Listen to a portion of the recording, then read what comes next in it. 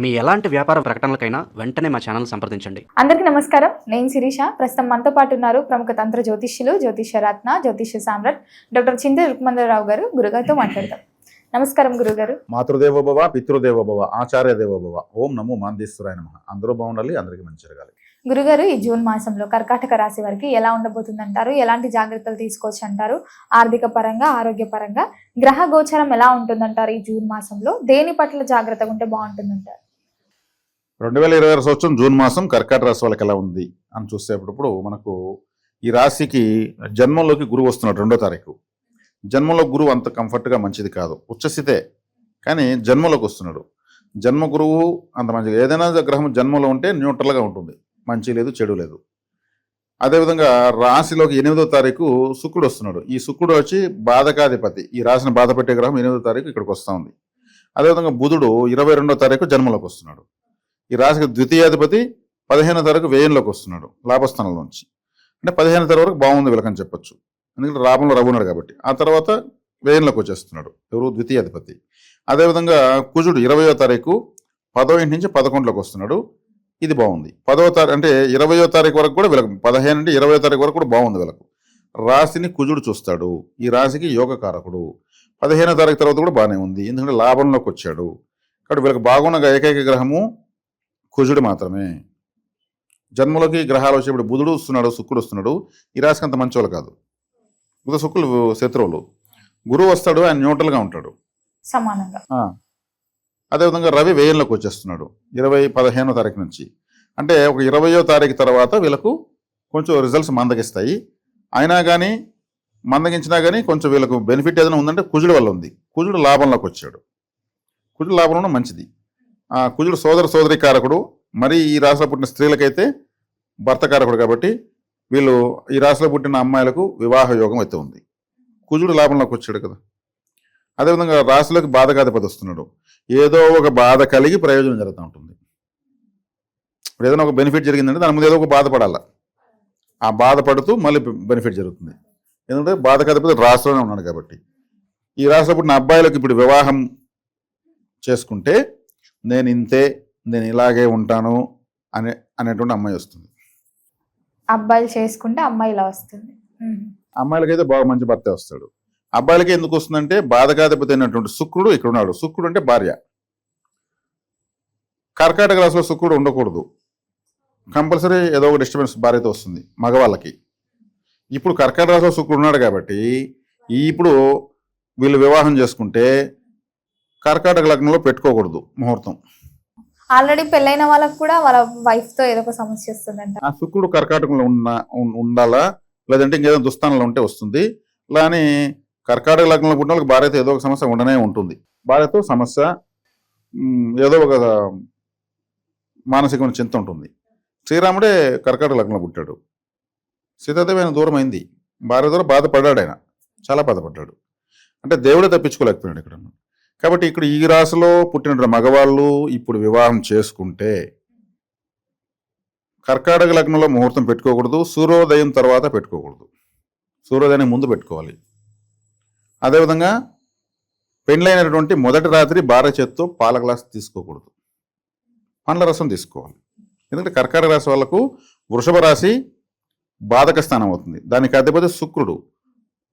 కర్కాటక రాశికి చంద్రుడు అధిపతి. చంద్రుడు అంటే పాలు, శుక్రుడు అంటే భార్య చేత్తో పాల గ్లాసు ఫస్ట్ టైం తీసుకోకూడదు. అంటే మనం క్యాలిక్యులేషన్ కూడా వివరించాలి కాబట్టి. అంటే సూర్యోదయానికి ముందు చేసుకోవడం వల్ల భార్య వీళ్ళ కంట్రోల్లో ఉండడానికి అవకాశం ఉంటుంది. సూర్యోదయం తర్వాత చేసుకుంటే భార్య కంట్రోల్లోకి వీళ్ళు వెళ్ళాల్సి వస్తుంది.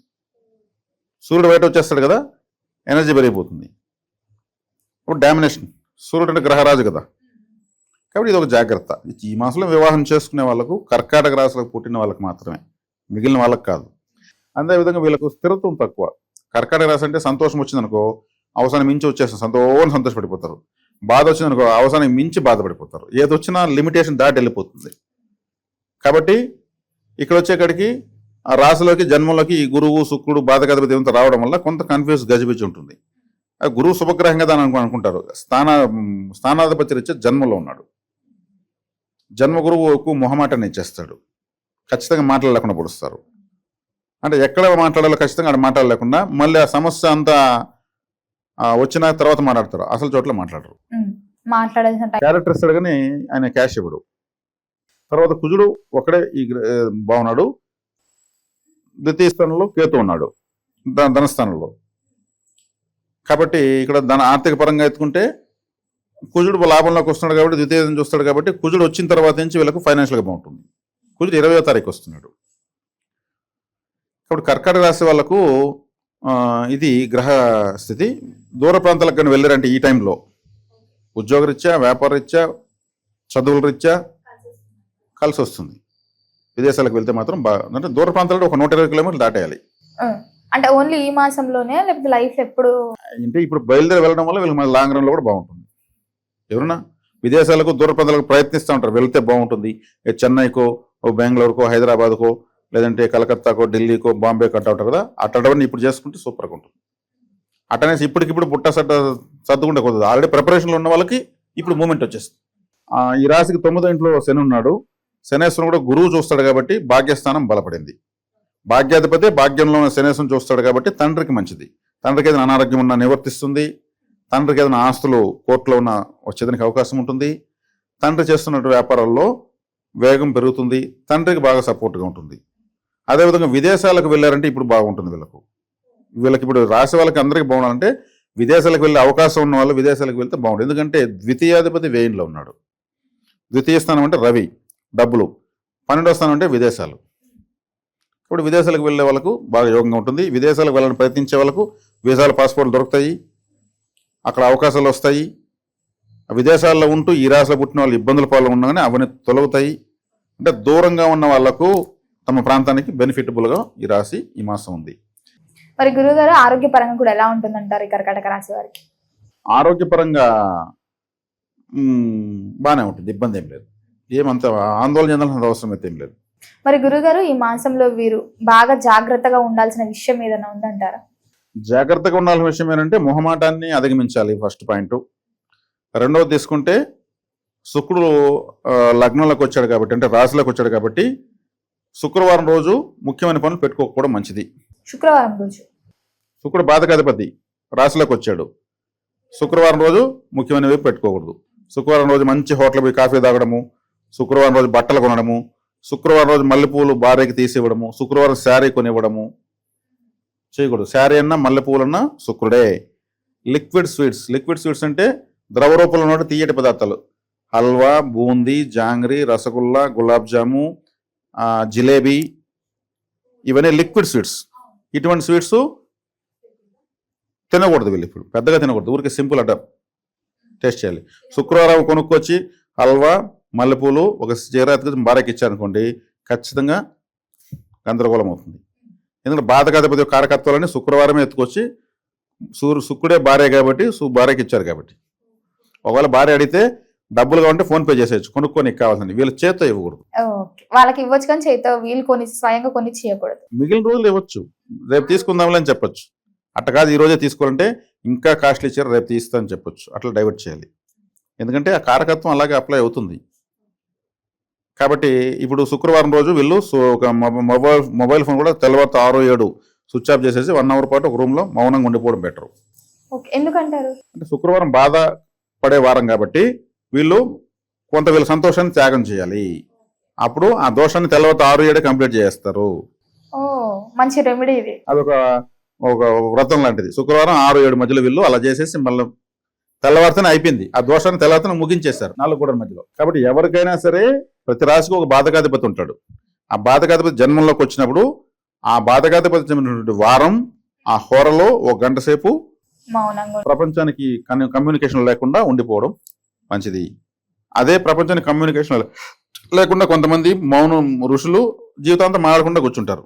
అప్పుడు కమ్యూనికేషన్ ఏమి ఉండదు, వాళ్ళకి ఏ సమస్య రాదు, అసలు ప్రశాంతంగా కూర్చుంటారు. ఏం నోరే తెరినప్పుడు సమస్య ఎందుకు వస్తుంది? అంతే. కాబట్టి మనం సంసార జీవితంలో సమాజ జీవితంలో ఉన్నాం కాబట్టి 1 గంట సేపు మౌనంగా పనిష్మెంట్ ఇచ్చుకోవాలి. ఇది చాలా మంచి పరిహారము. అందుకే ఏ రాశి వాళ్ళకి ఆ రాశి వాళ్ళ బాధకాధిపతి ఎవరు తెలుసుకొని ఆ వారంలో ఏ రోజు వస్తుందో ఆ రోజు 1 గంట సేపు 2 పరిహారం చేయొచ్చు. మరి గురుగారు ఈ మాసంలో మీరు ఏ దైవ నామస్మరణ చేస్తే బాగుంటుంది అంటారు? గురు దక్షిణామూర్తి ఆరాధన. గురువే జన్మంలోకి వచ్చాడు కాబట్టి సిద్ధ సమాధుల యొక్క దర్శనం, జీవ సమాధులు ఉంటాయి. షిరిడి సాయి సమాధి, పుట్టపర్తి సాయిబాబా సమాధి, రాఘవేంద్ర స్వామి సమాధి, వీరబ్రహ్మేంద్ర స్వామి సమాధి, గొలగమూడి వెంకయ్య, జిల్లేళ్లమూడి అమ్మ, ఇట్లాంటి గొప్ప గొప్ప వాళ్ళ యొక్క సమాధులు ఉంటాయి. ఇటువంటి సమాధులను దర్శించుకోవడము, వాళ్ళంతా గురువులు కదా, సమాజానికి ఒక దశానిర్దేశం చేసి ఎన్నో కోట్ల మంది ప్రభావితం చేసే ఉంటారు. అటువంటి గురువు ఇక్కడికి వచ్చాడు, ఇక్కడ దేవగురువు. కాబట్టి అలా చేయడం వల్ల వీళ్ళకి మంచి యాక్టివేషన్ జరుగుతుంది. ఇది చేస్తే చాలు, ఇంకేం వస్తుంది. ఈ రాశికి గురువు మంచి గ్రహం కాబట్టి. గురుగారు, మొత్తం మీద జూన్ మాసంలో కర్కాటక రాశి వారికి ఎలా ఉంది, ఎలాంటి జాగ్రత్తలు తీసుకోవాలి, ఎలాంటి పరిహారాలు చేయాలో తెలియజేసినందుకు ధన్యవాదాలండి. ధన్యవాదాలు.